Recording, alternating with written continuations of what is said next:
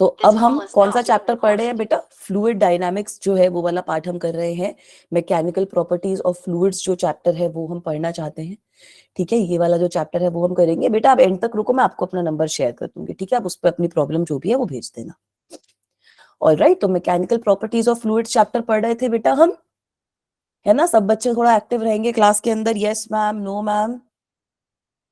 ठीक है बेटा, तो हम फ्लूइड डायनामिक्स पढ़ रहे थे। 2 क्लासेस हमारी फ्लूइड डायनामिक्स की हो चुकी हैं, जिसके अंदर हमने इक्वेशन ऑफ कंटिन्यूटी के बारे में पढ़ा था, बर्नौलीज थ्योरम के बारे में पढ़ा था, उसका प्रूफ भी डिराइव किया था।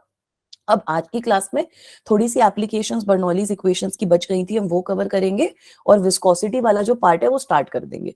फिर आपकी जब भी अगली क्लास आपके बैचेस में होंगी, तब आपका विस्कोसिटी वाले पार्ट से जो भी सर और मैम होंगे वो आगे आपको लेके जाएंगे। ठीक है बेटा, तो चलो फटाफट आगे चलते हैं, ये वाली चीज समझने की कोशिश करते हैं। क्विकली रिवाइज कर लेते हैं जो भी अब तक पढ़ा है। ठीक है, हमारी हर क्लास में सबसे पहला स्टेप यही होता है, रिवीजन। तो फ्लूइड डायनामिक्स के बारे में हम पढ़ रहे थे। डायनामिक्स का मतलब फ्लूइड इन मोशन होता है। इक्वेशन ऑफ कंटिन्यूटी पढ़ी थी हमने। इक्वेशन ऑफ कंटिन्यूटी क्या बोलती है बेटा? What is the meaning of equation of continuity? Equation of continuity क्या बोलती है, कोई बता दो मेरे को। इक्वेशन ऑफ कंटिन्यूटी क्या बोलती है, कौन बताएगा? चंचल, अभिनव, यजदान, स्वास्तिका, छाया, बताओ बेटा। चलो, इक्वेशन ऑफ कंटिन्यूटी बड़ी ही सिंपल सी चीज है। वेरी गुड, a1 v1 इज इक्वल टू a2 v2। Good job Gulam, Mayuk, Abhinav, बिल्कुल सही बोल रहे हो बेटा। a1 v1 must be equal टू a2 v2, मतलब एरिया और वेलोसिटी को मल्टीप्लाई करते हैं तो वो आपकी कांस्टेंट रहती है चीज। फिर हमने बर्नौलीज थ्योरम के बारे में पढ़ा था, right? We studied about Bernoulli's equation, Bernoulli's theorem as well. तो बर्नौलीज इक्वेशन भी बढ़िया है ना? बिल्कुल सही बोल रहे हो बेटा। मास कंजर्वेशन ऑफ मास के प्रिंसिपल पे बेस्ड है इक्वेशन ऑफ कंटिन्यूटी, और बर्नौलीज इक्वेशन जो है वो आपकी कंजर्वेशन ऑफ एनर्जी के प्रिंसिपल पे बेस्ड है। बर्नौलीज इक्वेशन में क्या पढ़ा था? Pressure plus rho g h plus half rho v square must be a constant. तो यहाँ पे अलग अलग टर्म्स अलग अलग चीजें रिप्रेजेंट कर रही हैं। एक आपका फ्लूइड प्रेशर का टर्म है, एक आपका work done because of gravity का टर्म है, एक आपकी काइनेटिक एनर्जी वाली टर्म को रिप्रेजेंट कर रही है। कंजर्वेशन ऑफ एनर्जी की इक्वेशन हमारी ये बन जाती है बर्नौलीज इक्वेशन से। ठीक है, तो बेसिकली अगर हमारे पास ऐसे कोई पाइप है, तो इस केस में हमने क्या लिखा था कि P1 plus rho g H1 plus half rho V1 square must be equal to P2 plus rho g H2 plus half rho V2 square. ठीक है बेटा, यही चीज पढ़ी थी। इसमें किसी को कोई दिक्कत, कोई परेशानी नहीं है? वैसे कोई दिक्कत कोई परेशानी होनी नहीं चाहिए। ऑलराइट, एक और इसका केस हमने पढ़ा था, वो इंपॉर्टेंट है आज की क्लास के लिए। वो है आपका जब हॉरिजॉन्टल फ्लो हो रहा हो। ठीक है, अब आपका जो फ्लूइड है वो कुछ हॉरिजॉन्टली फ्लो कर रहा है, तो यहाँ पर ये वाली जो दोनों टर्म्स होती हैं वो कट जाती है, क्योंकि H1 और H2 इक्वल हो जाते हैं। तो इस केस में आपकी इक्वेशन रिड्यूस हो जाती है, Bernoulli's equation, and you get this. ठीक है, ये वाली चीज भी पिछली क्लास में हमने क्वेश्चन के फॉर्म में पढ़ी थी।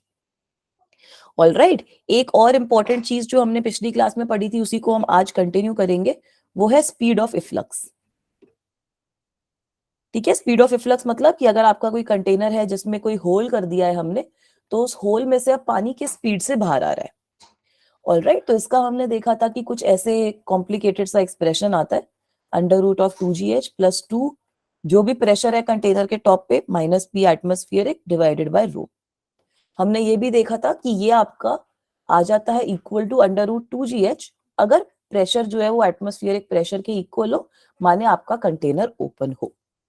ठीक है बेटा, यहां तक हमने पिछली क्लास में कवर कर लिया था।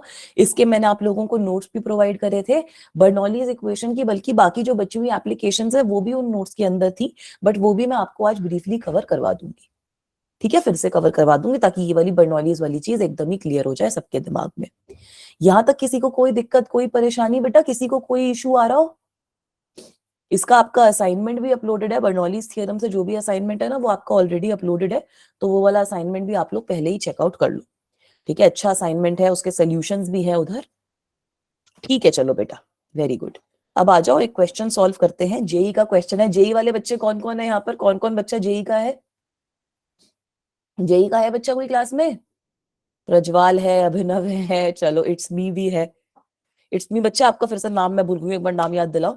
आनंद है, ठीक है, तस्लीम भी है, बढ़िया है। तो जेई वाले बच्चों तो ये क्वेश्चन अच्छे से देखो ही, नीट वाले बच्चे भी ये क्वेश्चन अच्छे से देखो, क्योंकि नीट में भी कभी कभी जेई के पिछले सालों के जो सवाल होते हैं वो पूछ लिए जाते हैं। ठीक है, तो जो पैटर्न रहता है वो थोड़ा सा सेम रहता है, तो इस तरीके से आप फोकस करना सीखो कि कैसे क्वेश्चन है। तो बेटा सिंपल स्पीड ऑफ इफ्लक्स का क्वेश्चन है, मैं फॉर्मूला से भी नहीं, इसको ना सिंपल जो हमारा बर्नौलीज थ्योरम है मैं उससे सॉल्व करके आप लोगों को दिखाऊंगी, ताकि आप लोग समझ लो कि अगर फॉर्मूला याद नहीं है तब भी हम क्वेश्चन कैसे सॉल्व कर सकते हैं। बोला क्या है, water is filled in a cylindrical container to a height of 3 metre.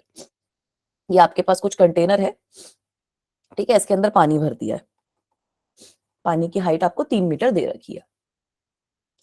The ratio of cross sectional area of orifice and the beaker is 0.1। तो मतलब जो होल है, होल का जो एरिया है और जो बीकर का एरिया है उसका रेशियो आपको 0.1 गिवन है। आपसे पूछा क्या है, square of the speed of the liquid coming out from the orifice. मतलब ये होल से जो पानी बाहर आ रहा है, पानी भरा है ना, वाटर भरा है, तो ये होल से जो पानी बाहर आ रहा है उसकी वेलोसिटी का स्क्वायर बताओ। क्वेश्चन क्लियर है? क्वेश्चन में किसी को कोई दिक्कत, कोई इशू? ठीक है बेटा, ये वाली जो हाइट है आपको 3 मीटर गिवन है, आपको जो होल है वो गिवन है 52.5 सेंटीमीटर पे, मतलब 0.525 मीटर पे है ये होल। तो ये जो हाइट है वो भी हम डिटर्मिन कर सकते हैं, है ना। 3 माइनस 0.525 करोगे सिंपली, तो ये जो हाइट है मैंने कैलकुलेट कर रखी है 2.475 मीटर आ जाती है, क्योंकि यही वाली हाइट हमारे लिए इंपॉर्टेंट है। ठीक है, तो अब आ जाओ इस क्वेश्चन को सॉल्व करते हैं। ठीक है, सबसे पहले मुझे क्या गिवन है, ratio of cross sectional area of the orifice and the beaker is 0.1।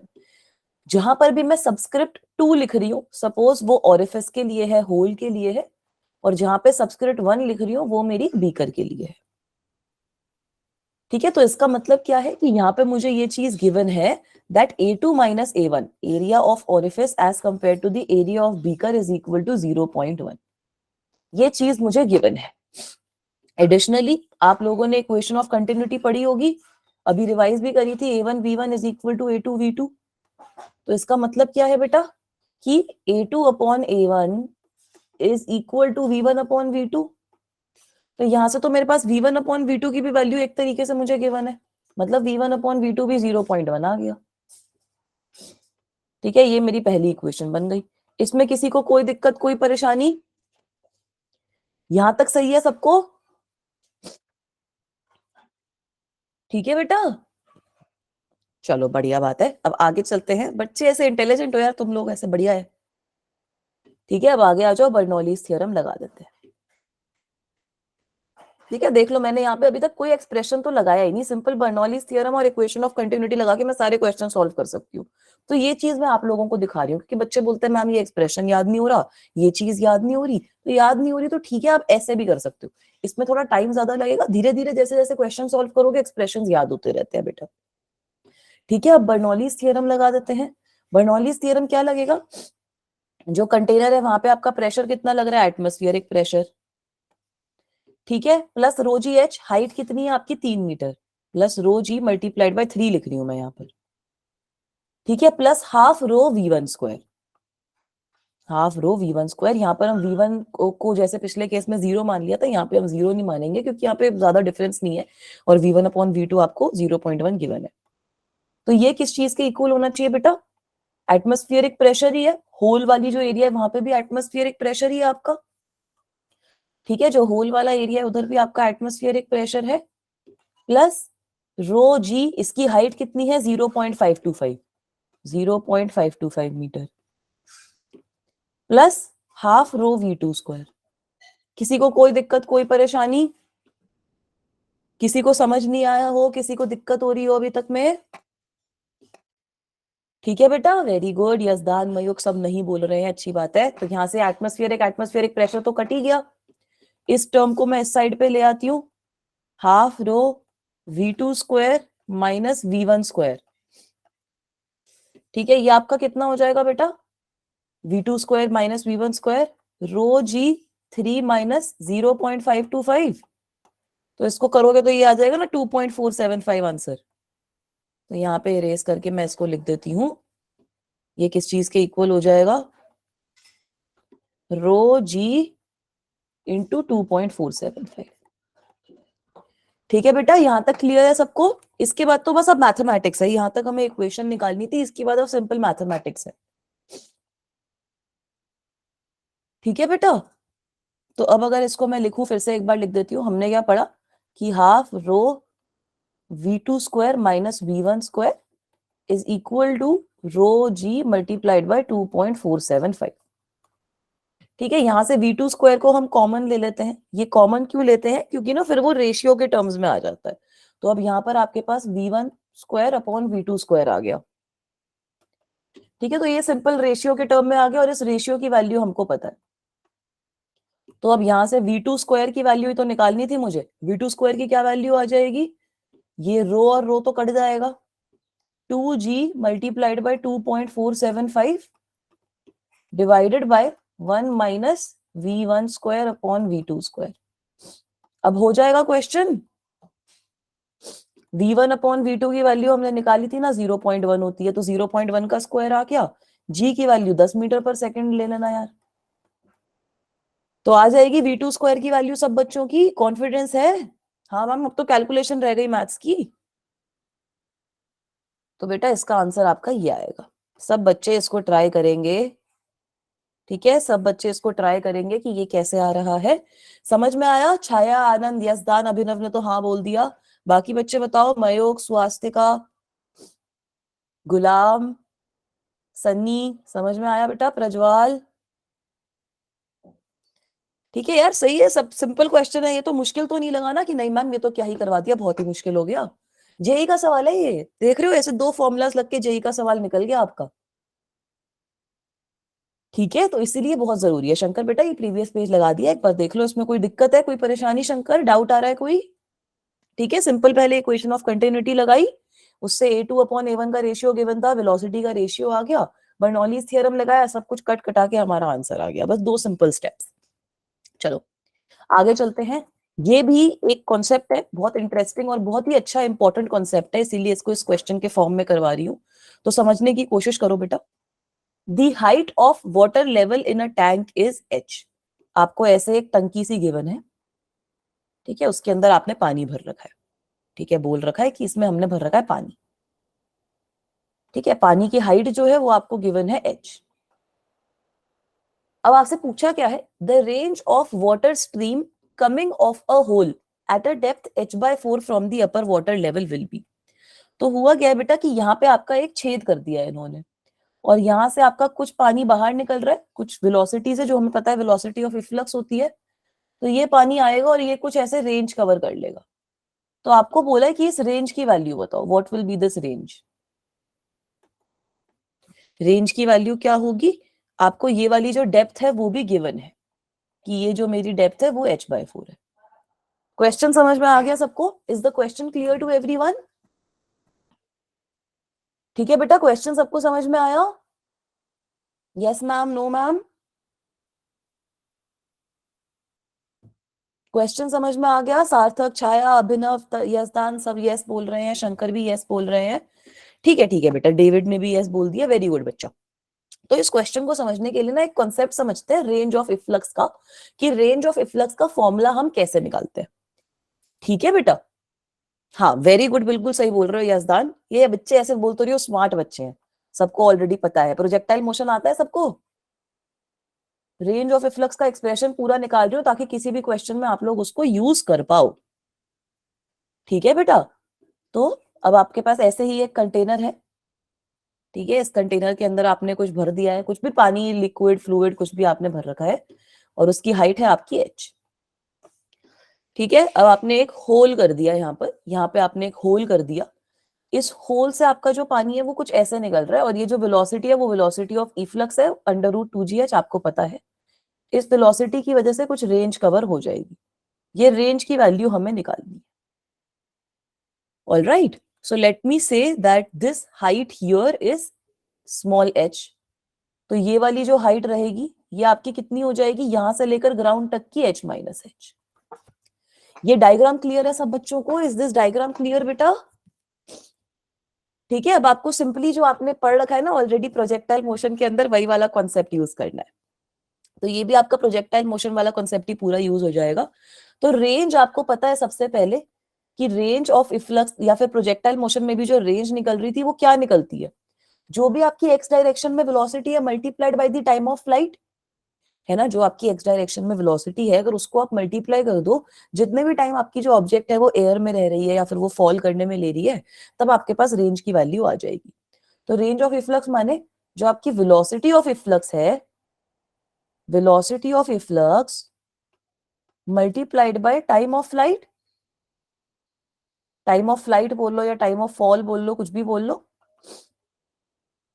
ठीक है बेटा, यही होती है रेंज की एक्सप्रेशन।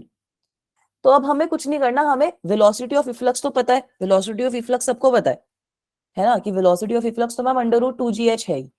हमें बताना है कि ये टाइम ऑफ फ्लाइट कितना है। तो इसको निकालने के लिए प्रोजेक्टाइल पे वापसी चलते हैं। ये टाइम ऑफ फ्लाइट या टाइम ऑफ फॉल, इसको कुछ भी आप बोल लो, टाइम ऑफ फ्लाइट और फॉल, वो निकालने के लिए प्रोजेक्टाइल वाली इक्वेशन का यूज करेंगे। कौन सी? y is equal to you y multiplied by time plus half A Y T square. यही होती है ना, s is equal to U T plus half A T square को हमने ब्रेक कर दिया था कि x एक्सिस में अलग आएगी, y एक्सिस में अलग आएगी।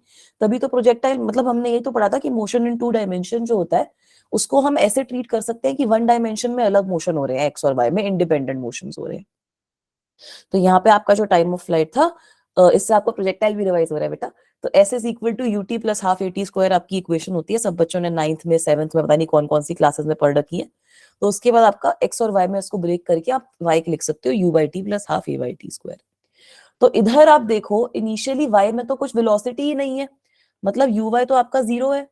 और हाइट डिस्टेंस कितना कवर्ड हो रहा है, h माइनस एच, है ना। ये जो पानी यहाँ पर है वो h minus H distance cover करके नीचे आएगा।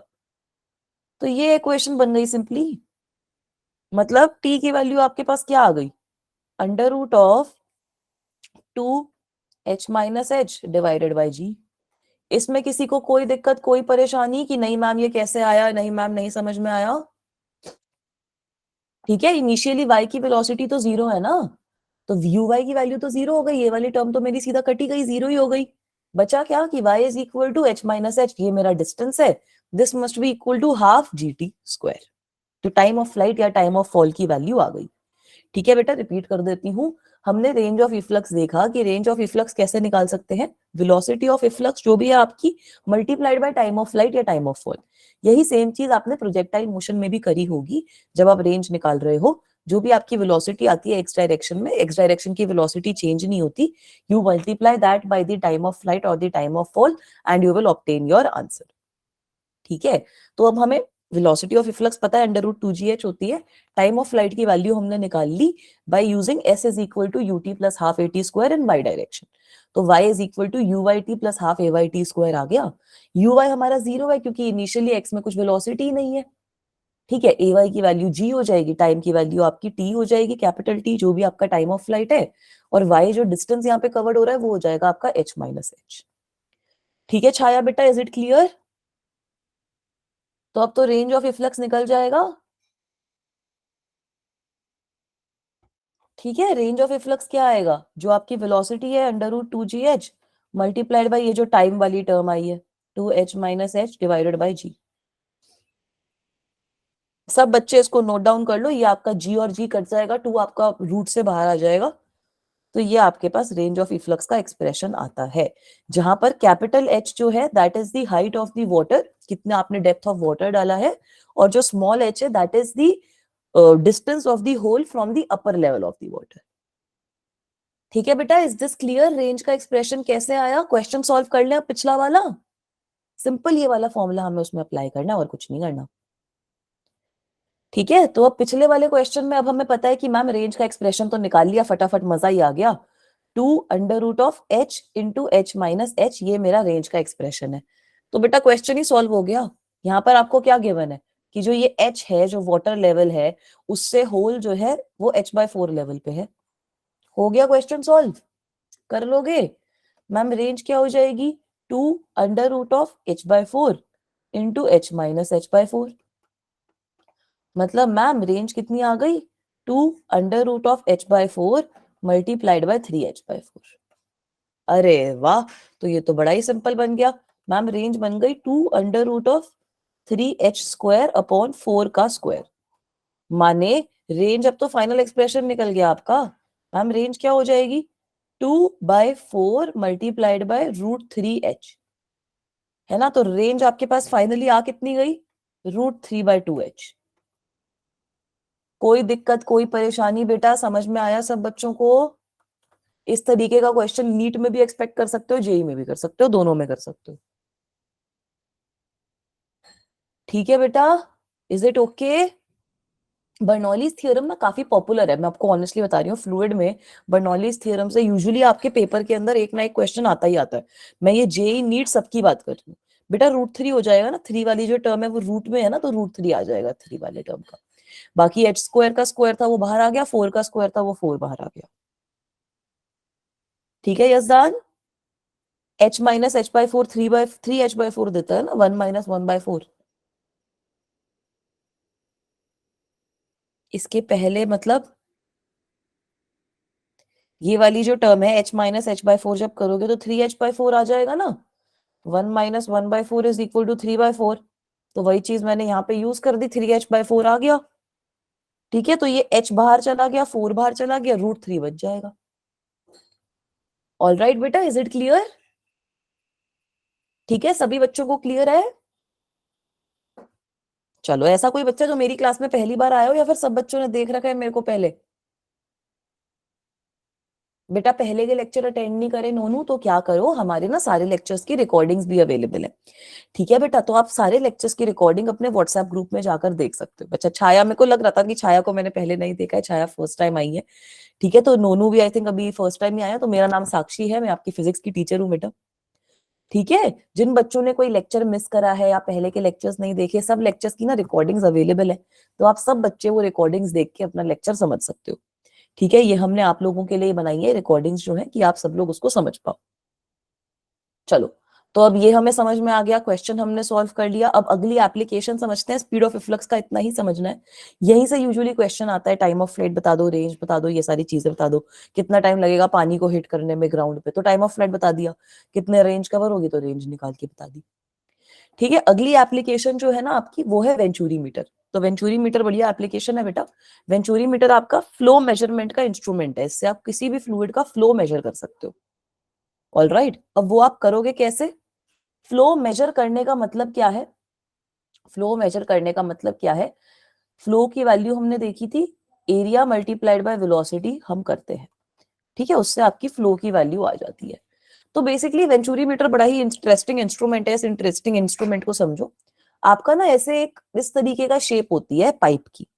तो एक जगह पे एरिया ज्यादा होता है, एक जगह पे एरिया कम होता है। तो जहां पे एरिया ज्यादा होगा वहां पे वेलोसिटी कम रहेगी, है ना। वेलोसिटी कम रहेगी इधर, ये वाला जो पार्ट है v1 कम रहेगा, यहाँ पे वेलोसिटी ज्यादा रहेगी। तो जो आपका प्रेशर 1 होता है वो काफी ज्यादा होता है एज कंपेयर टू P2। ठीक है, बर्नौलीज इक्वेशन से पता है ना हमको कि मैम बर्नौलीज इक्वेशन क्या बोलती है, कि pressure plus half of this plus rho g h must be a constant. तो अगर वेलोसिटी कम तो प्रेशर ज्यादा, वेलोसिटी ज्यादा तो प्रेशर कम। ठीक है, तो यहाँ पे आपकी v1 जो है वो काफी कम है एज कंपेयर टू v2, क्योंकि जो एरिया है वो डिफरेंट है। तो प्रेशर 1 जो होता है वो काफी ज्यादा रहता है एज कंपेयर टू P2। अब ये दोनों प्रेशर को भी आप मेजर कर सकते हो by using this you tube. ठीक है, ये यू शेप्ड मैनोमीटर है, इसके अंदर भी आपका लिक्विड भर रखा है। तो अब प्रेशर डिफरेंस की वजह से कुछ यहाँ पे ना हाइट का चेंज आ जाएगा। ठीक है, और वो जो हाइट का चेंज है आपको h गिवन है। तो ये यूट्यूब मैनोमीटर में आपने पढ़ा था कि P1 माइनस P2 की क्या वैल्यू रहती है, रो जी एच। ठीक है बेटा, तो बेसिकली हमें एरिया की वैल्यू पता रहती है, हम वेलोसिटी की वैल्यू निकाल लेते हैं using Bernoulli's equation and this manometer right here, और उससे हमारा फ्लो निकल आता है। ठीक है, सबको बेसिक समझ में आया कि चल क्या रहा है यहाँ पर, कि प्रेशर डिफरेंस हो रहा है और उसको प्रेशर डिफरेंस को मेजर करने के लिए हमने मैनोमीटर लगा रखा है। ठीक है बेटा, नोनू, छाया, अभिनव, यजदान, स्वास्तिका, मयूख, पलक, सबको समझ में आया बेटा? तो सिंपल ही कॉन्सेप्ट है, सिंपली हम डायरेक्टली अब यहाँ पर बर्नौलीज इक्वेशन ही अप्लाई करेंगे। एक बार फिर से रिपीट कर देती हूँ। वेंचुरी मीटर आपका फ्लो मेजरिंग इंस्ट्रूमेंट है। ठीक है, तो उसमें इस तरीके से होता है कि आपका एरिया कम हो रहा है एक पॉइंट पे जाकर। तो एक पॉइंट पे एरिया ज्यादा है, A1 एरिया है, दूसरे पॉइंट पे एरिया कम है, A2 एरिया है। इक्वेशन ऑफ कंटिन्यूटी से पता है ना हमको a1 v1 इज इक्वल टू a2 v2। एरिया ज्यादा मतलब वेलोसिटी कम, तो v1 वेलोसिटी कम रहेगी v2 के कंपैरिजन में। ठीक है, तो अब हमें बर्नौलीज इक्वेशन से भी पता है कि pressure plus half rho v square plus rho g h must be a constant. तो जहां पे वेलोसिटी कम होती है वहां पे प्रेशर ज्यादा होता है, जहां पे वेलोसिटी ज्यादा होती है प्रेशर कम रहता है। इस केस में आपका P1 जो होगा वो काफी ज्यादा होगा एज कंपेयर टू P2। ठीक है, क्योंकि P1 जो है वहां पे V1 की वैल्यू जो है वो कम है। तो ये प्रेशर डिफरेंस मेजर करने के लिए हमने यहाँ पर एक यू शेप्ड मैनोमीटर लगा रखा है। तो यू शेप्ड मैनोमीटर क्या करता है, उसमें जब प्रेशर डिफरेंस आता है, लिक्विड जो है वो डिस्प्लेस हो जाता है और उसकी जो डिफरेंस इन हाइट है वो आप मेजर कर सकते हो। और जो ये चेंज इन प्रेशर होता है that is directly equal to rho g h. ठीक है, तो यही सब चीजों का यूज करके हम अपना वेंचुरी मीटर से फ्लो निकाल लेंगे कितना होता है। ऑल राइट शंकर बेटा, इज इट ओके?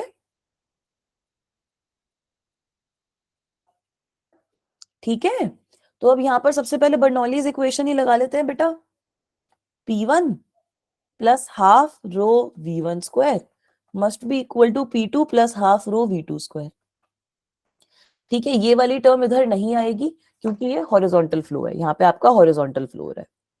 ये पढ़ा था ना पिछली क्लास में भी कि हॉरिजॉन्टल फ्लो के अंदर H1 और H2 इक्वल रहते हैं, तो इसलिए वो H वाली जो टर्म है वो नहीं आती।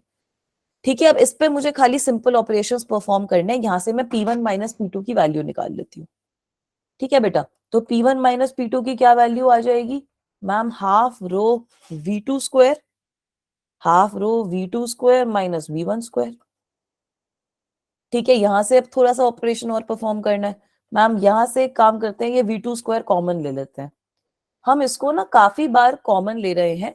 क्यों ले रहे हैं कॉमन? चलो V2 की जगह V1 स्क्वायर कॉमन ले लेते हैं। ठीक है, मैंने V1 से कैलकुलेशन कर रखी है, तो V1 स्क्वायर कॉमन ले लेते हैं। तो इसको हम कॉमन इसलिए लेते हैं ताकि हमारे पास V2 square upon V1 square का रेशियो आ जाए, क्योंकि वो जो रेशियो है वो हम इक्वेशन ऑफ कंटिन्यूटी से निकाल सकते हैं।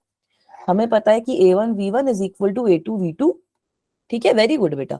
तो ये V2 अपॉन V1 जो है, V2 upon V1 will be equal to A1 upon A2।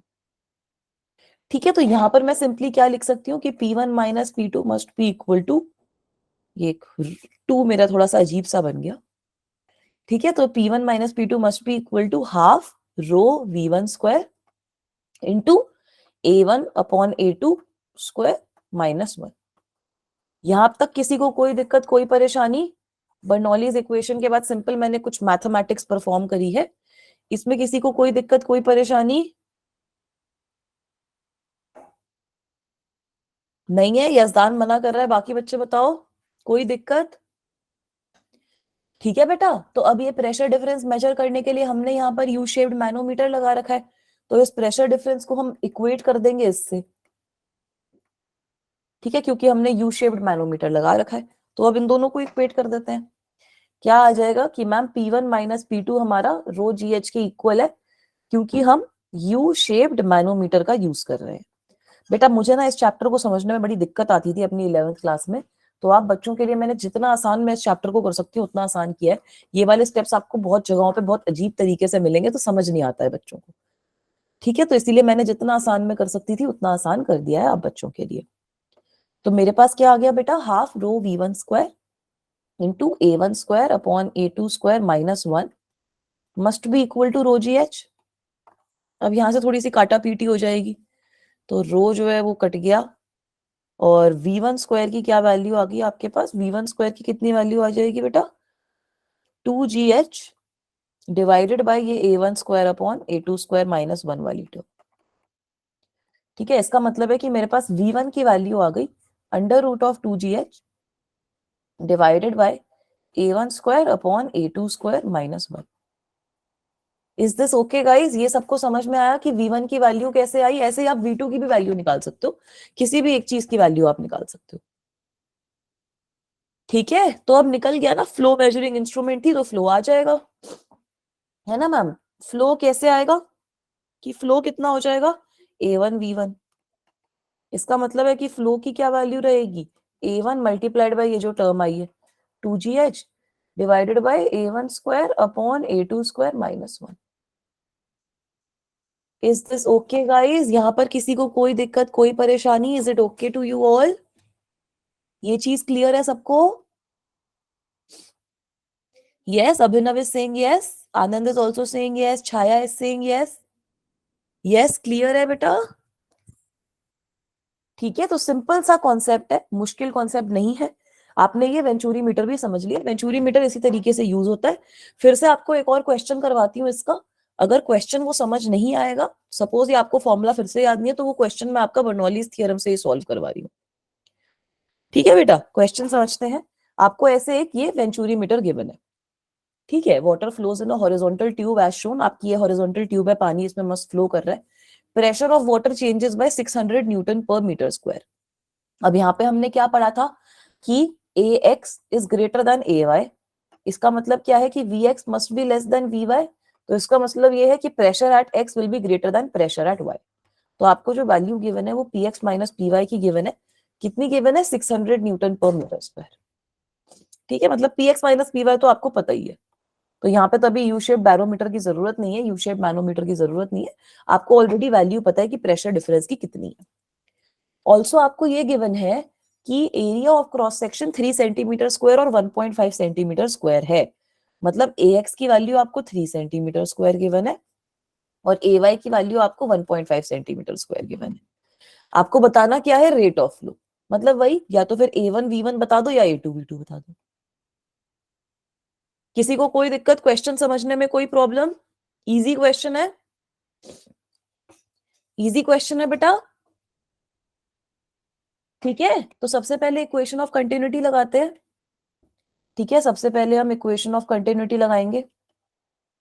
सबसे पहला स्टेप ऑलमोस्ट हर क्वेश्चन में यही है कि इक्वेशन ऑफ कंटिन्यूटी लगा दी. मतलब A1 V1 must be equal टू A2 V2. ठीक है, तो यहां से मेरे पास क्या आ गया? A1 V1 की जगह में ना AX VX लिख देती हूँ ताकि आप लोगों को अच्छे से समझ में आ जाए बेटा. ठीक है, तो AX VX must be equal to AY V Y.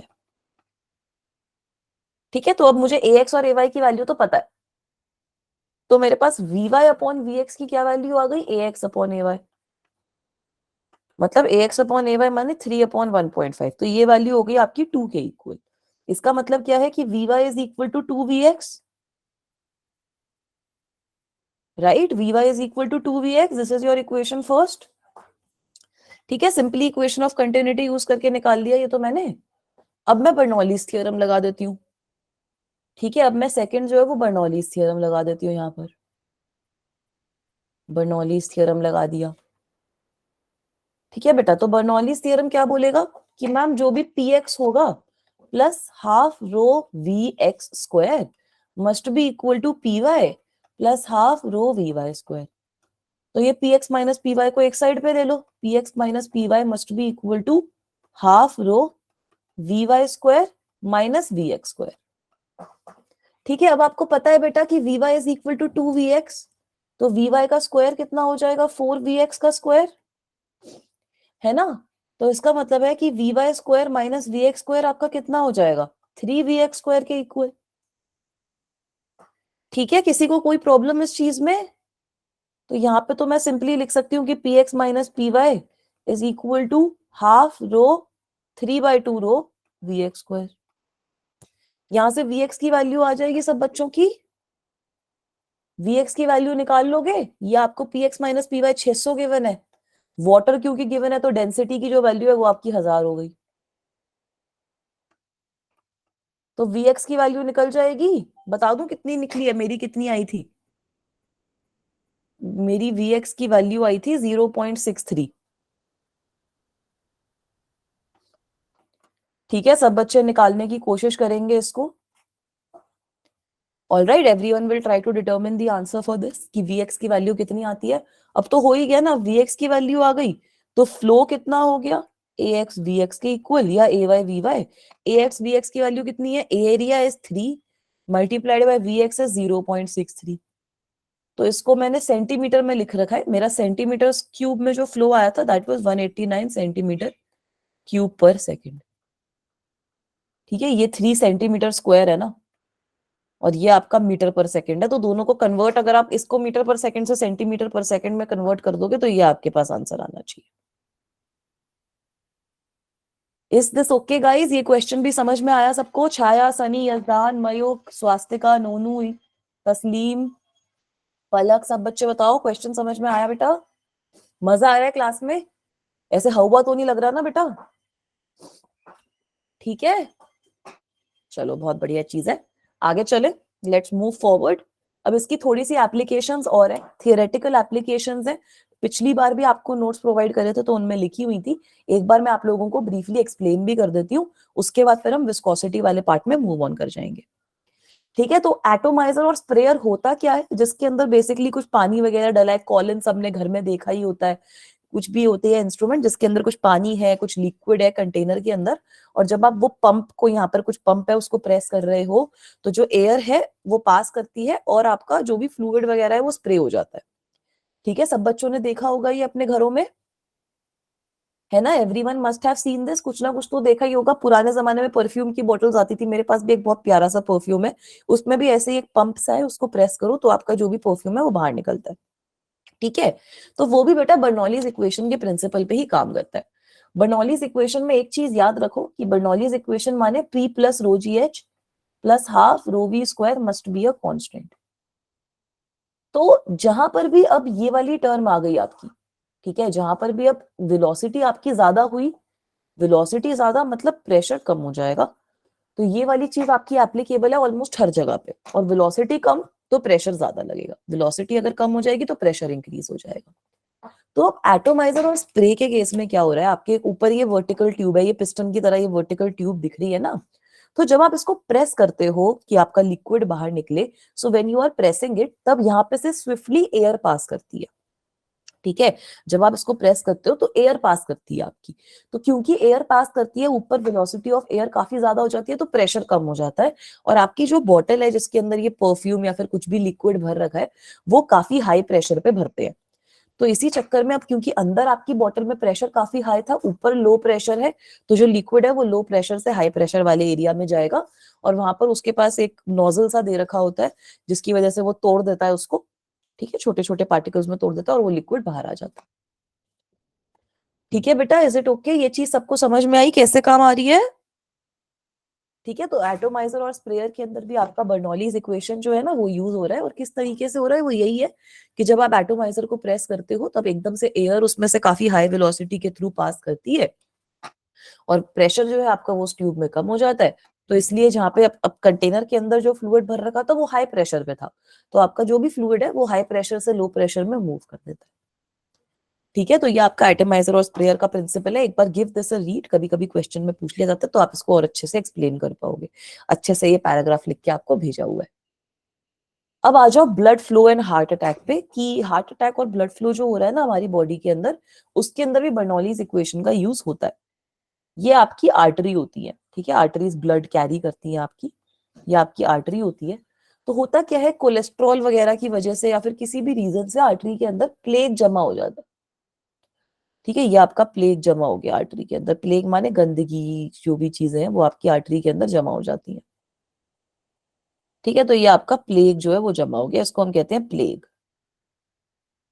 तो हुआ क्या बेटा, अब यहाँ पर प्लेग जमा होने की वजह से जो एरिया है इसका आर्टरी का वो कम हो गया, तो यहाँ से जो वेलोसिटी होगी ब्लड की वो बढ़ जाएगी, है ना? वेलोसिटी जो होगी वो बढ़ जाएगी। यहाँ पे लिखा हुआ है ना ये point, speed of flow of the blood in this region is raised, मतलब जो भी स्पीड है ब्लड की, जो स्पीड है वो बढ़ जाएगी, क्योंकि एरिया जो है वो कम हो गया प्लेग की ब्लॉकेज की वजह से। तो क्योंकि वेलोसिटी बढ़ गई, तो यहाँ पे जो प्रेशर रहेगा वो डिक्रीज हो जाएगा। ठीक है, बर्नौलीज इक्वेशन से हमें पता है कि अगर वेलोसिटी इंक्रीज हो रही है तो प्रेशर डिक्रीज हो जाएगा। तो होता क्या है कि एक्सटर्नल प्रेशर है बाहर, और आर्टरी के अंदर जो प्रेशर है वो कम हो गया है, क्योंकि प्लेग जमा था तो आर्टरी के अंदर जो प्रेशर है वो आपका कम हो चुका है। तो इसी रीजन की वजह से आपकी आर्टरी कोलैप्स हो सकती है और हार्ट अटैक आ सकता है। ठीक है, सात कुरैशी बेटा आपने हैंड रेस किया, आपको कोई डाउट है तो आप चैट बॉक्स में लिख दो बच्चा। ठीक है, ये समझ में आया सबको? ठीक है बेटा, मतलब हार्ट के ऊपर कंटिन्यूसली और स्ट्रेन आया जा रहा है, क्योंकि वो उसको तो ब्लड पुश करनी है ना, तो इस चक्कर में आपकी आर्टरी कोलैप्स होने का डर रहता है, हार्ट के ऊपर स्ट्रेन आ रहा है। सभी बोलते हैं कि हेल्दी लाइफस्टाइल फॉलो करना चाहिए, अच्छे फ्रूट्स खाओ, अच्छी वेजिटेबल्स खाओ, अच्छे से फूड कंज्यूम करना चाहिए, एक्सरसाइजेस करनी चाहिए, ताकि ऐसी कोई डेंजर ना रहे। ठीक है, साथ बेटा आपने हैंड रेस कर रहा है, कुछ कुछ डाउट है तो चैट बॉक्स में लिख दो बच्चा। ऑल राइट, क्लियर है? चलो आगे चलते हैं फिर, लेट्स मूव फॉरवर्ड। एक दो एप्लीकेशंस इसकी और है। तो एक एप्लीकेशन है blowing of roofs during storms. तो सब बच्चों ने ऐसे पिक्चरें देखी है ना, पिक्चरों के अंदर देखा होगा जो कच्चे घर होते हैं आपके, जो कच्चे घर होते हैं उनकी जो छतें होती हैं वो उड़ जाती है ना, जो आपका कच्चा घर होता है उसकी जो छतें हैं वो उड़ जाती हैं। तो वो क्यों उड़ती हैं स्टॉर्म्स वगैरह के टाइम पे? वो इसीलिए उड़ती हैं क्योंकि जब आपका स्टॉर्म आता है तो छत के ऊपर वाला जो एरिया है जहाँ पे बहुत तेज हवा चल रही है, तो ये वाला जो एरिया है यहाँ पर विंड की वेलोसिटी काफी ज्यादा हाई होती है। तो इसलिए यहाँ पर लो प्रेशर एरिया आपका क्रिएट हो जाता है। ठीक है, छत की जहाँ पे छत है आपकी वहां पे वेलोसिटी बहुत तेज चल रही है ना, स्टॉर्म आ रहा है, तो वहां पे लो प्रेशर एरिया क्रिएट हो गया। बट अब घर के अंदर तो आपका वही एटमोस्फियरिक प्रेशर वगैरह लग रहा है क्योंकि वहां पे तो वेलोसिटी नहीं है एयर की, तो यहाँ पे जो प्रेशर है वो हाई प्रेशर होता है। तो इसलिए ये जो छत का पार्ट है ना, छत वाला पार्ट, एक प्रेशर डिफरेंस की वजह से थोड़ा सा हायर प्रेशर जो होता है वो नीचे से उसको लिफ्ट कर देता है और जिसकी वजह से वो उड़ जाता है। ऑल राइट, ये समझ में आया सब बच्चों को? ऐसा भी आपसे क्वेश्चन पूछा जाता है कि इसका एप्लीकेशन क्या है। कभी कभी यहाँ पर भी आपको वेलोसिटी वगैरह दे देते हैं, प्रेशर वगैरह दे देते हैं और बोलते हैं कि बताओ बर्नौलीज इक्वेशन लगाओ। तो वो भी आप simply P plus rho g h plus half rho v square लगा सकते हो। All right, is it clear guys? ये चीज क्लियर है सबको? चले आगे। अब जो लास्ट, हाँ, same thing is applied in an umbrella as well. Umbrella में थोड़ी सी डिफरेंट होती है क्योंकि अम्ब्रेला में प्रेशर थोड़ा सा नीचे, मतलब बहुत ज्यादा प्रेशर डिफरेंस नहीं होता, but yes we can apply the same thing in an umbrella. That pressure difference is created because of the difference in speed of wind. ठीक है, अब एक इंपॉर्टेंट चीज है मैग्नस इफेक्ट। अच्छा मुझे बताओ कि क्लास में कितने बच्चे हैं क्रिकेट के शौकीन? कितने बच्चे क्रिकेट के शौकीन हो बेटा? ठीक है, ऐसे काफी बच्चों ने हैंड रेस कर ली है, शंकर और प्रियांशु ने हैंड रेस कर लिए हैं। Then we have Shubham, Yazdan, Sunny, Tina, Abu. ऐसे मेरे को लगता है कि इंडिया ऐसी एक कंट्री है जहाँ पे सारे के सारे लोग क्रिकेट की वजह से यूनाइट हो जाते हैं। तो चलो अच्छी बात है, सब बच्चों को क्रिकेट देखना पसंद है। अभी भी हमारा जो खत्म हुआ था, क्या खत्म हुआ था, वो T20 वर्ल्ड कप। अच्छा, you are not a fan of sports, it's okay. I like sports, हाँ मेरा भी भैया, I like them but I don't love them. मतलब पापा देख रहे होते हैं तो उनके साथ में आई सी, बट ठीक है, वरना मैं कभी भी टीवी अगर देख रही होंगी तो मैं अपने आप क्रिकेट नहीं लगाऊंगी। ठीक है, सो आई थिंक आप लोगों का भी सेम ही सिचुएशन है। बट क्रिकेट के जो भी बच्चे शौकीन है या फिर सब बच्चों को आइडिया है कि एक ऐसे स्पिन बॉल होती है ना, स्पिन बॉल होती है। तो मैग्नस इफेक्ट आपका स्पिन बॉल पे बेस्ड है। मैग्नस इफेक्ट बोलता क्या है कि अगर आपकी कोई बॉल स्पिन कर रही है, if a ball is spinning, तो वो जो बॉल है ना वो कुछ लिफ्ट एक्सपीरियंस करेगी। This ball will experience a lift, जिसको डायनामिक लिफ्ट भी कहा जाता है। तो ये आपका मैग्नस इफेक्ट कहता है, और ये क्यों होता है हम समझने की कोशिश करते हैं। तो यहाँ पर मैंने दो डायग्राम लगा रखे हैं। एक आपका डायग्राम है जब आपकी बॉल में स्पिन नहीं है, आपकी बॉल विदाउट स्पिन मूव कर रही है, और एक आपका डायग्राम है जब आपकी बॉल विद स्पिन मूव कर रही है। ठीक है बेटा, तो जब आपकी बॉल विदाउट स्पिन मूव कर रही है तो आप देख रहे हो कि दोनों जो ऊपर नीचे स्ट्रीम लाइंस है वो ऐसे सेम सी है। मतलब दोनों साइड पे विंड की जो वेलोसिटी रहेगी वो आपकी सेम रहेगी, है ना बेटा? ठीक है, मनोज, मयूख, छाया, तस्लीम, सबको समझ में आया बच्चा? आयुष भी अभी शायद ज्वाइन करे हैं, एग्जिट हो गया होगा।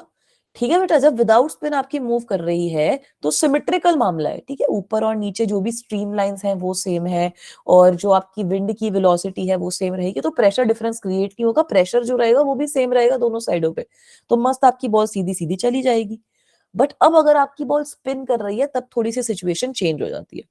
ठीक है, अगर आपकी बॉल स्पिन कर रही है ना तो वो क्या करती है, it drags air along with it.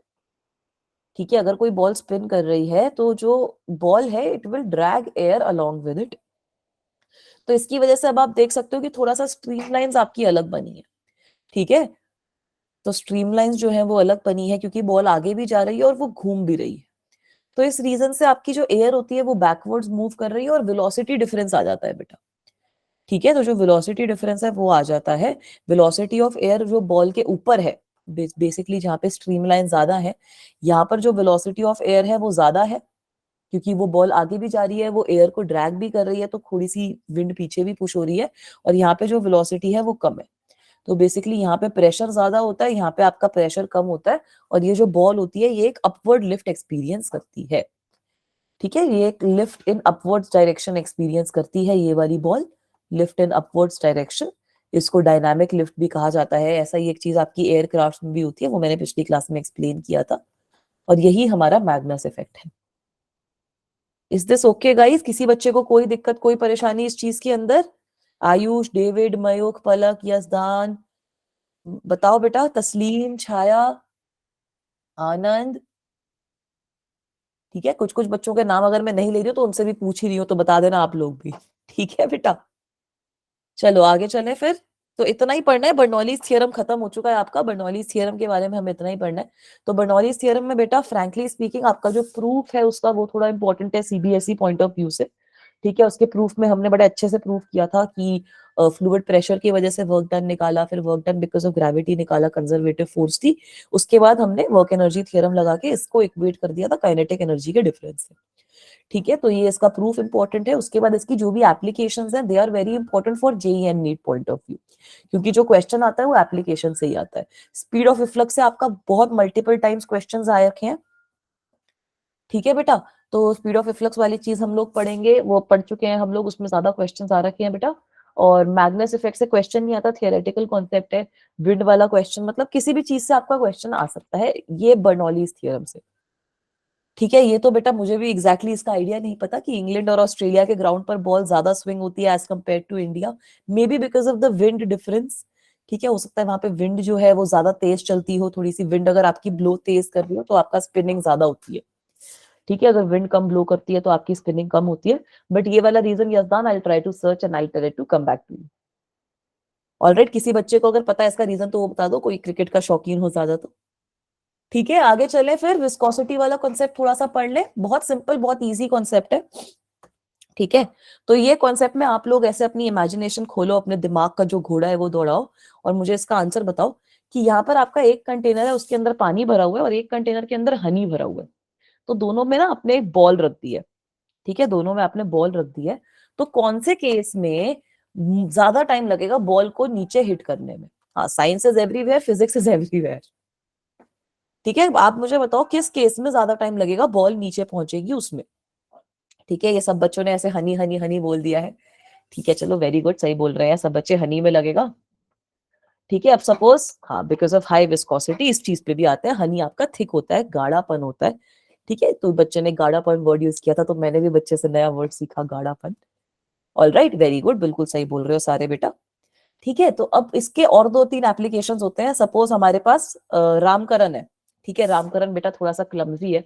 उसकी मम्मी ने उससे पानी मंगा लिया और हनी मंगा लिया। तो एक हाथ में उसने पानी का गिलास लिया, एक हाथ में उसने हनी की बोतल ली जो खुली है। अब नीचे उनको कुछ नहीं दिखा, उनसे दोनों चीजें गिर गई। तो कौन सी चीज एकदम फटाफट फैल जाएगी, कौन सी चीज कंट्रोलेबल है? बताओ, इमेजिन कर ली सिचुएशन। सपोज आप लोगों के हाथ में एक पानी का गिलास है, एक हनी की बोतल है, दोनों गिर जाती हैं। तो पानी तो ऐसे पूरा फैल जाएगा ना, हनी तो इतना जल्दी फैलेगा ही नहीं, पानी फैल जाएगा ना। तो बेटा मतलब जो भी आपके पास फ्लूइड है उसके अंदर थोड़ा सा कुछ ऐसी सीन है कि रेजिस्टेंस टू फ्लो है। ठीक है, जो भी आपके अंदर फ्लूइड होता है उसके अंदर कुछ रेजिस्टेंस टू फ्लो होती है। हनी के अंदर रेजिस्टेंस टू फ्लो ज्यादा है, वाटर के अंदर रेजिस्टेंस टू फ्लो कम है। अब अगर आप एयर और वाटर को कंपेयर करो तो ये चीज सोचो कि हवा के अंदर तो मैं ऐसे ऐसे अपने हाथ भी हिला पाती हूँ, और जो अपने पैर हैं मतलब मैं भाग भी सकती हूँ। एयर के अंदर तो अगर मैं आपको बोलूं शुभम कि भाग के दिखाओ तो आप भाग लोगे ना मस्त, ऐसे 100 मीटर का डिस्टेंस कवर कर लोगे। ठीक है, बट होता तो नहीं है ना, वैसा तो नहीं होता, लेकिन आप 100 मीटर का डिस्टेंस कवर कर रहे हो। यही सेम मैं आपको स्विमिंग पूल के अंदर बोलूं कवर करने को, कर लोगे क्या? स्विमिंग पूल के अंदर भाग सकते हो क्या आप? 100 मीटर के डिस्टेंस को कवर कर सकते हो क्या भाग के? नहीं कर सकते ना। तो डिफरेंस यही है कि जो भी आपके पास फ्लूइड्स है, फ्लूइड की कोई ऐसी प्रॉपर्टी है जो आपका ये जो फ्लो है उसको अपोज कर रही है। अच्छा, आनंद ने कभी ट्राई नहीं किया? ट्राई करना बेटा, स्विमिंग पूल पे जाकर नहीं भागा जाता। हम लोग एक बार ऐसे ट्रिप पे गए थे, we guys went on a trip, me I went on a trip with my cousins.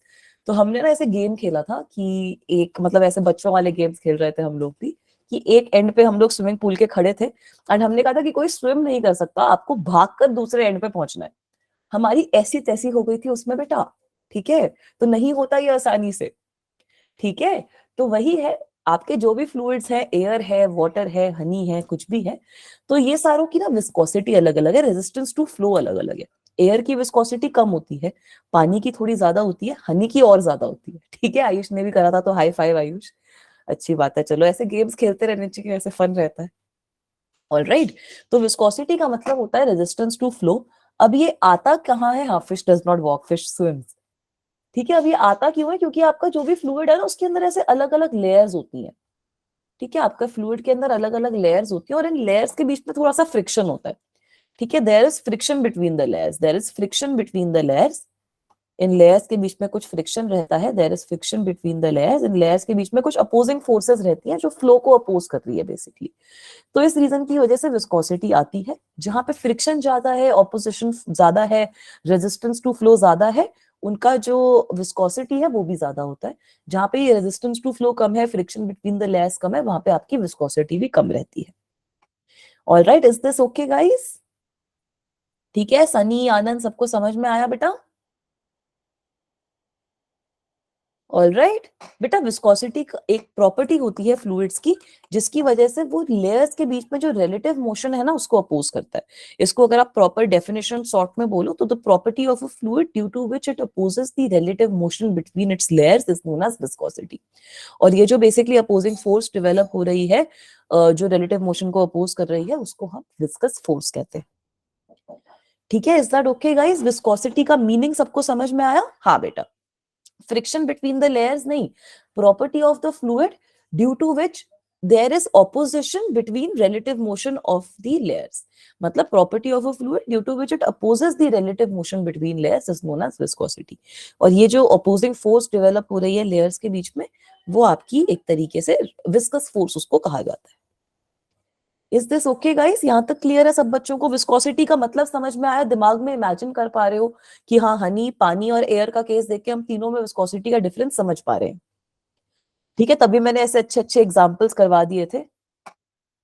अरे तो ठीक है ना, ये बॉल जैसे बहुत हल्की है, ऐसे नीचे नहीं जा रही। अब इतनी एनिमेशन नहीं करनी आती ना मेरे को कि मैं बॉल्स को नीचे भी जाके दिखाऊं। ठीक है, चलो ट्राई करेंगे, आपको अगली क्लास में अगर कुछ प्रोवाइड कर पाए तो ऐसे एनिमेशन वाला दिखा पाए। ठीक है बेटा, इज दिस ओके? तो चलो, एक इंपॉर्टेंट कॉन्सेप्ट है यहाँ से, वो भी समझ लेते हैं। वेलोसिटी ग्रेडियंट का कॉन्सेप्ट है। तो वेलोसिटी ग्रेडियंट का मतलब क्या होता है ये समझो। सपोज मेरी पानी की ये 3 लेयर्स हैं, पानी की किसी भी फ्लूइड की 3 लेयर्स हैं। एक है आपकी ये ए बी, मैं बोल रही हूँ कि ये वाली लेयर मेरी रेस्ट पे है, बाकी सारी लेयर्स मूव कर रही हैं। तो ये लेयर जो डिस्टेंस एक्स पे है, it is moving with velocity v. ये वाली जो लेयर है, ये मेरी कुछ डिस्टेंस पे है एक्स प्लस डी एक्स, और ये कुछ वेलोसिटी से चल रही है वी प्लस डी वी। ठीक है बेटा, तो वेलोसिटी ग्रेडियंट ना बड़ा ही इंटरेस्टिंग कॉन्सेप्ट है आपका।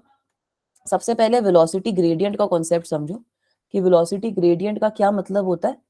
तो वेलोसिटी ग्रेडियंट का मतलब हो गया rate of change of velocity. आपकी वेलोसिटी कैसे चेंज हो रही है विद डिस्टेंस। ठीक है, rate of change of velocity with distance. Alright, give me a second बच्चा, लेट मी रिफ्रेश। ठीक है, there must be some problem with the internet connection. Now is it visible? ठीक है, now is it visible? Shankar, Chhaya, is it visible? Shivam, Abu? ठीक है बेटा, वो internet का इशू आता है कभी कभी, आपके में आ जाता है, कभी कभी मेरे केस में भी आ जाता है, कुछ दिक्कत नहीं है। तो यहाँ पे मैंने क्या बोला, 3 लेयर्स है पानी की, किसी भी फ्लूइड की। एक आपकी लेयर रेस्ट पे बोल रही हूँ, दूसरी जो लेयर है वो आपकी वेलोसिटी v से चल रही है, डिस्टेंस x पे है, और ये वाली जो लेयर है it is moving with velocity v plus d v and it is at a distance of x plus d x. तो वेलोसिटी ग्रेडियंट क्या होता है? Rate of change of velocity with distance. तो ये जो डिफरेंट लेयर्स हैं आपकी, इसके बीच में कुछ फ्रिक्शन है, इसके बीच में कुछ अपोजिंग फोर्स है, तो आपकी जो वेलोसिटी रहती है वो डिस्टेंस के साथ चेंज हो जाती है। इनफैक्ट आप लोगों ने ना देखा भी होगा कि अगर एक पाइप है, तो पाइप के अंदर जो मिडल वाला पार्ट है वहां पे पानी ज्यादा जाता है और फिर धीरे धीरे कम होता रहता है। ठीक है, तो जैसे जैसे डिस्टेंस बढ़ता है पानी कम होता रहता है। तो आपके पास कुछ इस तरीके से फ्लो करता है बेसिकली पानी जो होता है। मतलब मिडल वाला जो एक्सेस वाला पार्ट है उसमें थोड़ा मैक्सिमम रहता है, और उसके बाद ये डिक्रीज हो जाता है। ठीक है, तो इस तरीके का आपका शेप बनता है। जब आप कुछ डायग्राम ड्रॉ कर रहे हो कि आपका पानी वगैरह कैसे बाहर आता है, तो आपका कुछ इस हिसाब से पानी बाहर आता है। ठीक है, तो उसका रीजन वही है कि विस्कोसिटी होती है डिफरेंट डिफरेंट लेयर्स के बीच में, क्योंकि तो जो मिडल वाला पार्ट है, जो एक्सेस वाला पार्ट है, वो आपका मैक्सिमम वेलोसिटी से चलता है। और जैसे जैसे आप वॉल्स की टुवर्ड्स जाते हो, जैसे जैसे डिस्टेंस इंक्रीज हो रहा है, क्योंकि लेयर्स के बीच में फ्रिक्शन होता है, इसकी वजह से जो फ्लो है वो ऑब्स्ट्रक्ट हो जाता है और वहां से थोड़ा सा कम निकलता है। मतलब velocity of the fluid at the walls is minimum and at the axis is maximum. ठीक है बेटा, तो वेलोसिटी ग्रेडियंट क्या है? Rate of change of velocity with distance, मतलब डीवी अपॉन डीएक्स। तो वेलोसिटी ग्रेडियंट आपका dv अपॉन dx के टर्म्स में आता है। ठीक है सनी, बिल्कुल सही बोल रहे हो बेटा। यहां तक क्लियर है सबको? ठीक है, अब फिर से न्यूटन का यहाँ पे रोल आ जाता है।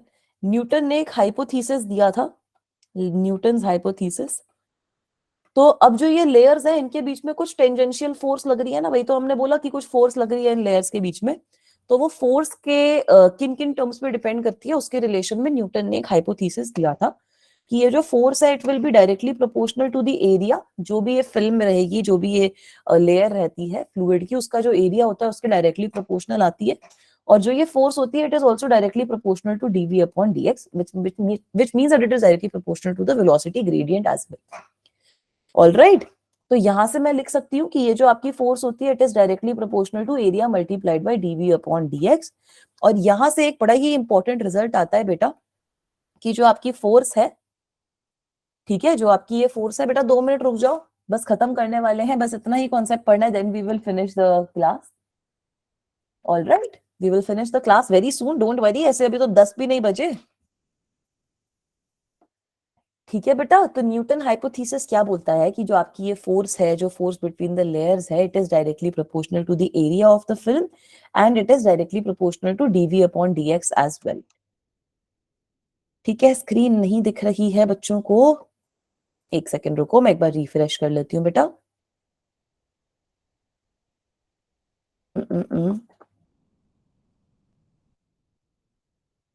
अभी विजिबल हुआ?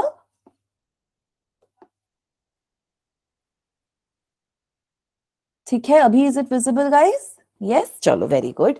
तो मैंने सिंपल से ये चीज बोली कि न्यूटन का हाइपोथेसिस ये बोलता है कि जो आपकी फोर्स है that is directly proportional to area and it is directly proportional to dv by dx. So I can write it combined as कि F is directly proportional to area multiplied by dv by dx. तो यहां से एक important result आता है कि मैं इसको यहाँ पर कांस्टेंट ऑफ प्रोपोर्शनैलिटी अगर लिख दूंगी तो वो कांस्टेंट ऑफ प्रोपोर्शनैलिटी आपका ईटा के फॉर्म में आता है। ठीक है, ईटा जो होता है वो आपका कोफिशिएंट ऑफ विस्कोसिटी है। हर टाइम हम यही करते हैं कि जब भी आपके पास प्रोपोर्शनैलिटी वाला केस है तो हम कुछ कांस्टेंट ऑफ प्रोपोर्शनैलिटी ले आते हैं। तो जो आपका कांस्टेंट ऑफ प्रोपोर्शनैलिटी है इस केस में वो आपका ईटा के फॉर्म में आता है। और अगर इस इक्वेशन को मैं रीराइट करूं तो मैं क्या लिख सकती हूँ, एक बार आप लोग भी अपनी कॉपीज में लिखो, अगर स्क्रीन विजिबल नहीं है तो एक बार फटाफट नोट डाउन कर लो इस चीज को कि जो ये आपकी फोर्स रहती है that is negative of eta multiplied by area multiplied by dv upon dx। ठीक है, कुछ इस तरीके का आपके पास एक्सप्रेशन आता है। तो यहां पर जो ये ईटा है, this eta right here, this is your coefficient of viscosity. ठीक है, ये जो ईटा रहता है ये आपका कोफिशिएंट ऑफ विस्कोसिटी होता है। ये जो भी आप फ्लूइड यूज कर रहे हो उस पर डिपेंड करता है, टेम्परेचर पे डिपेंड करता है। तो बेसिकली ये फ्लूइड पे डिपेंड करने वाली क्वांटिटी होती है। यहां तक क्लियर है बेटा? नेगेटिव यहाँ पर क्यों आया? नेगेटिव वाला साइन इसलिए यहाँ पे लगाया गया है क्योंकि आपका जो बेसिकली नेगेटिव वाला साइन इसलिए लगाया गया है क्योंकि जो विस्कस फोर्स है वो ऑपोजिट डायरेक्शन में एक्ट करती है as compare to the flow of the liquid. All right, तो इसीलिए आपका यहाँ पर नेगेटिव साइन लगाया गया है। यहां तक क्लियर है बेटा? Is this clear? अब इसकी ना एसआई यूनिट, सीजीएस यूनिट वगैरह समझ लो, वो थोड़ा सा जरूरी है क्योंकि क्वेश्चन में आ जाती है।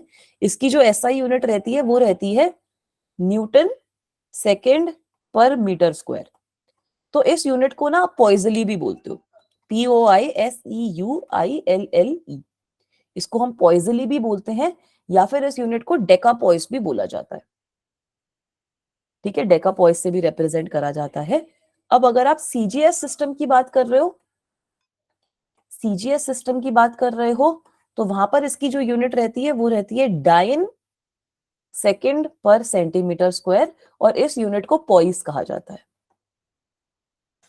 ठीक है, इस यूनिट को पॉइस कहा जाता है। बच्चे बहुत कंफ्यूज हो जाते हैं इसलिए मैं सारी चीजें बता रही हूँ। तो बेटा इन यूनिट्स के बीच में जो रिलेशन होता है वो भी आप नोट डाउन कर सकते हो कि one poiseuille is equal to 1 decapoise. मतलब पॉइजली और डेकापॉइस आपकी सेम ही यूनिट्स है, poiseuille and decapoise is the same. And CGS से एसआई में कन्वर्ट करना है तो ये होता है आपका 10 पॉइस के इक्वल। ठीक है, is this part clear guys? Is this okay? तो इसको भी आप याद करके रखोगे। इसकी जो डायमेंशंस होती हैं वो भी आप नोट डाउन कर सकते हो। इसकी डायमेंशन होती है ml raised to -1 t raised to -1 की। ठीक है बेटा, तो इतना ही पढ़ते हैं आज की क्लास में। आपके जो नोट्स होंगे उसके अंदर ना एक दो क्वेश्चंस भी एक्स्ट्रा रहेंगे। बाकी आपका जो बर्नौलीज थ्योरम है और उसका असाइनमेंट है वो ऑलरेडी अपलोडेड है, तो आप सब बच्चे उसको चेकआउट करो। उसका जो असाइनमेंट है वो आपका जो व्हाट्सएप ग्रुप का लिंक है ना, उसके अंदर मॉड्यूल और असाइनमेंट वाला भी ऑप्शन है, वो आप जाके देखो। फ्लूइड्स 2 का वर्कशीट ऑलरेडी अपलोडेड है। तो हम ऐसे ही करेंगे कि आपको वीकली वर्कशीट्स प्रोवाइड करेंगे जो भी टॉपिक्स आपके क्लासेस में कवर हुए हैं उसके रिगार्डिंग। बाकी जो इंपॉर्टेंट क्वेश्चंस रहेंगे वो आपके पीपीटी के एंड में रहेंगे। जैसे इस पीपीटी के एंड में भी आपके 2-3 क्वेश्चंस हैं जो आपके ये विस्कोसिटी वाले पार्ट से रिलेटेड है। ठीक है, तो ये भी क्वेश्चंस मैं आपको भेजूंगी ताकि आप इन क्वेश्चंस को सॉल्व कर पाओ। ऑल राइट, हाँ पीडीएफ में शेयर कर दूंगी बेटा, कोई दिक्कत की बात नहीं है। ठीक है, adiabatic elasticity of a gas will come later on बेटा। एडियाबैटिक इलास्टिसिटी थोड़ा बाद में टर्म आएगी, जब आप थर्मोडायनामिक्स वाली चीज पढ़ोगे तब। ठीक है, अगर आप गैस को कंप्रेस कर रहे हो बेसिकली कि उसमें हीट जो है वो एंटर नहीं कर रही। एडियाबैटिक प्रोसेस एक ऐसी प्रोसेस होती है जिसके अंदर हीट का एक्सचेंज नहीं होता। ठीक है, तो ये चीज थोड़ी सी आप बाद में पढ़ोगे जब आप काइनेटिक थियरी ऑफ गैसेस पढ़ रहे हो या फिर आप थर्मोडायनामिक्स वाला पोर्शन कर रहे हो ना, तब आप पढ़ सकते हो इसको। अगर संडे के टेस्ट में था तब भी कोई दिक्कत नहीं है, तो आपको सिंपली मतलब बल्क मॉडुलस टाइप की चीज निकालनी है। ठीक है, होता ये है कि हीट एक्सचेंज नहीं होती, कभी कभी आपको कंफ्यूज करने के लिए चीज दे देते हैं। बट इलास्टिसिटी अगर बात कर रहे हैं तो यही बोल रहे हैं कि कंप्रेस आप उसको इस तरीके से कर रहे हो कि हीट का एक्सचेंज नहीं हो रहा। ठीक है बेटा, इज दैट ओके? ठीक है बेटा, आपके ग्रुप पर नहीं है ये जो असाइनमेंट है ना, आपका जो ग्रुप का डिस्क्रिप्शन है, ग्रुप के डिस्क्रिप्शन के अंदर एक लिंक होगा। ठीक है, उस लिंक पे जब आप क्लिक करते हो तो वहां पर जैसे नोट्स है, रिकॉर्डिंग है, वैसे ही एक असाइनमेंट और मॉड्यूल का भी ऑप्शन है, तो उसको आप चेकआउट करो। ठीक है बेटा, all right, so that is all for today's class. I hope कि आप सबको मजा आया हो। Did you guys have fun? मजा आया आज की क्लास में? चलो अच्छी बात है। Thank you so much for attending the class guys.